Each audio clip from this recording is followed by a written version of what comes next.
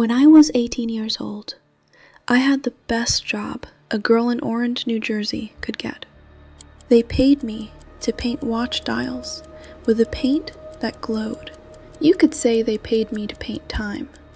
The numbers were so small, the brush lost its point after every stroke, so we shaped it the way they showed us.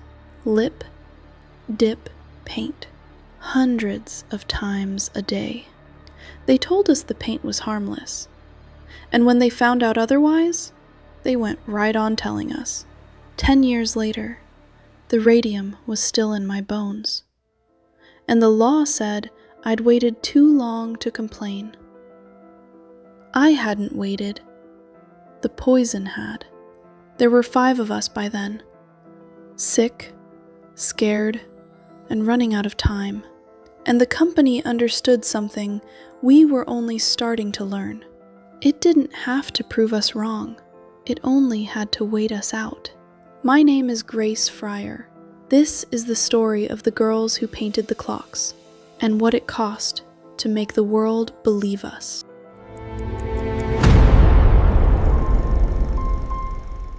Orange, New Jersey, 1917. America had just gone into the war, and all at once the whole world needed to read a watch in the dark. Soldiers, sailors, the men flying aeroplanes.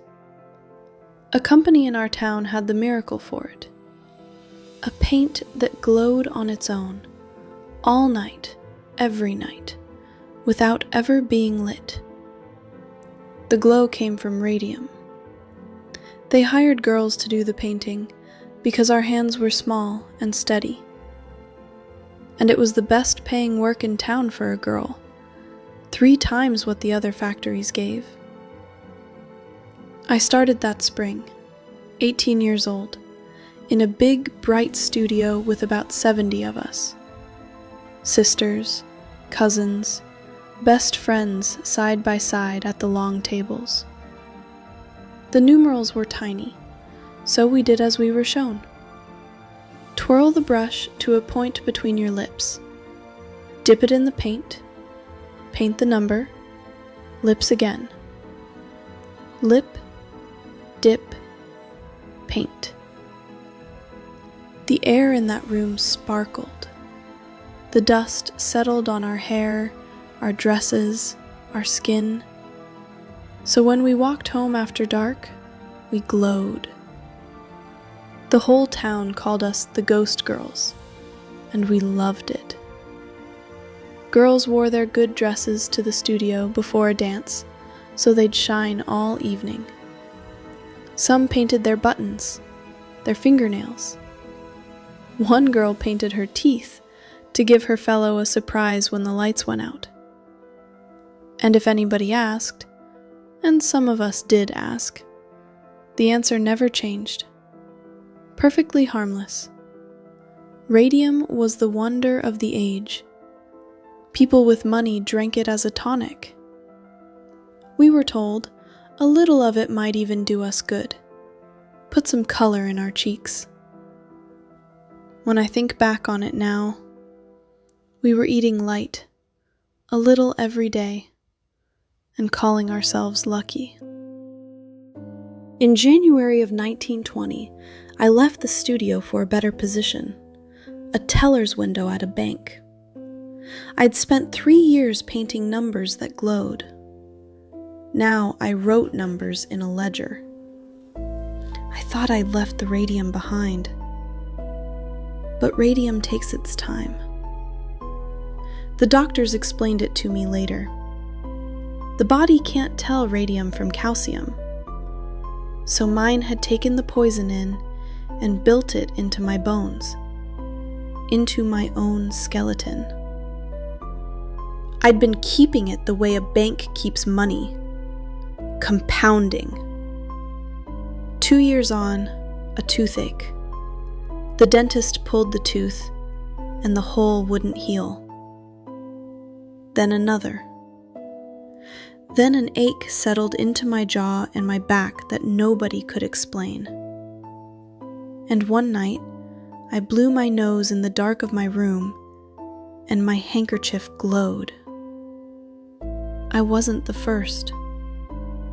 In 1922, one of the girls from the studio, Molly Maggia, died at 24, her jaw crumbling away no matter what the doctors did. And the cause they attached to her death had nothing to do with paint. They blamed syphilis. You have to understand what that word did in those days. After Molly, a sick dial painter wasn't a victim. She was gossip. Half the town lowered its voice around us. The company hardly had to deny a thing. The gossip did it for them. And when my own doctors started asking about the factory, a specialist turned up at just the right moment. Said friends had sent him. Said he wanted to help. He looked me over, head to foot, and told me my health was as good as his own. His name was Frederick Flynn. He was no doctor at all. His trade was industrial poisons, and his pay came from the company.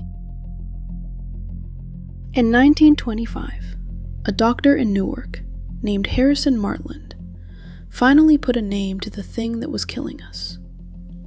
He proved the radium from the paint had settled into the painter's bones, that our own bodies had turned radioactive.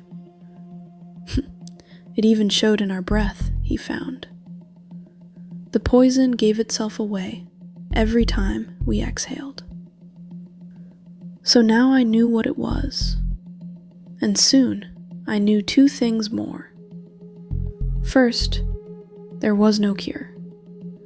Nothing on this earth could take radium back out of bone. And second, the company had known a great deal more than it ever told us. The year before, they'd brought in scientists from Harvard to look over the plant. The report came back. The studio was contaminated through and through. The company fought to keep that report quiet, and passed along a friendlier version instead. And later still, we learned about their own handbook, the one they printed up for hospitals and doctors. It had a whole section on the dangers of radium, going back to 1906. They'd printed the warnings for the doctors, never for us. And in their own laboratory, the chemists handled the radium behind lead screens with tongs, while down the hall, we'd been putting it in our mouths, on their say-so, hundreds of times a day. So in 1925, I went looking for a lawyer. And that's when I found out what really protected that company. It wasn't the science. It was a time limit. The law gave an injured worker 2 years to sue. 2 years from the injury. But this poison takes years just to show itself. By the time any of us knew we'd been hurt, the law said we were already too late. I had painted clock faces for that company. And now a clock I'd never even seen had run out on me in the dark. I hadn't waited. The poison had. Door after door, firm after firm, 2 years of no. My father was a union man. I don't believe I knew how to stop asking. And in 1927, a young lawyer in Newark named Raymond Barry finally said yes. 4 women stood up with me. Edna Hussman, Catherine Schaub, and 2 sisters, Quinta MacDonald and Albina Larice. The newspapers found their name for us soon enough. The 5 women doomed to die. We asked for $250,000 apiece. What we were really asking for was to be believed. And while our case was coming together, Molly's grave was opened. 5 years in the ground, and her bones still registered as radioactive. That put an end to the syphilis story for good. Molly had been the first of us to die. Now, in a manner of speaking, she was the first of us to testify.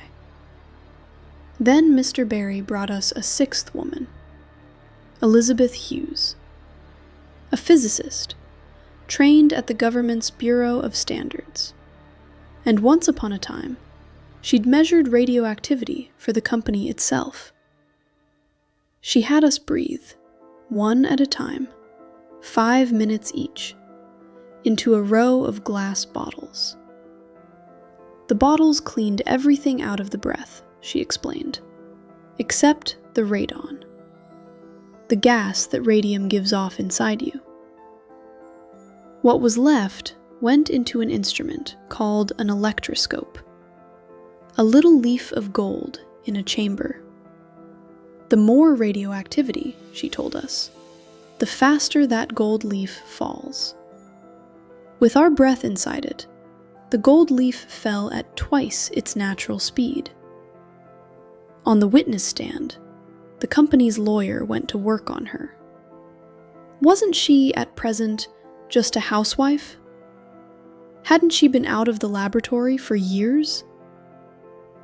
I sat there and watched them try to do to her in one afternoon what they'd been doing to us for 10 years. Turn a woman who knew something into a woman nobody had to believe. The judge put a stop to it. He said he wanted to hear more about the measurements. And so the numbers went into the record, where nobody could take them back. By then, we were in every paper in the country. Photographs of 5 thin women, braced and bandaged, being helped up the courthouse steps. And with the whole nation watching, the company asked the court for one thing more: time. Months of it. Because several of their expert witnesses had plans to spend the summer in Europe. The court said yes. So that was the arrangement. 5 dying women waiting on the gentleman's holidays. And that, at last, was their mistake. The papers went up like a match. And every week of stalling now cost the company the one thing it had left to protect: its good name. In June of 1928, days before we were due back in court, the company offered terms. $10,000 to each of us, our medical bills paid, and a pension, $600 a year for as long as we lived. For as long as we lived. The company had read the same medical reports we had. It knew just how cheap that promise was likely to turn out. We took it. And people have asked me ever since, was that a victory? Well, there was no verdict. That was the whole point of settling out of court. They paid us without ever admitting what they'd done. They couldn't give me back my spine, or Molly her jaw, or the 5 of us 1 hour of whatever we had left. But they couldn't buy the silence anymore either. The story was out, in every paper and in every dial studio in the country, wherever a girl still sat at a bench, shaping a brush with her lips. She knew now. I told the newspaper men at the time, and I meant it. It wasn't for myself I cared. I was thinking of the hundreds of girls still out there to whom all this might serve as an example. That's what the company's $10,000 bought. I believe it's the most expensive thing they ever sold. The radium never left me. It never will.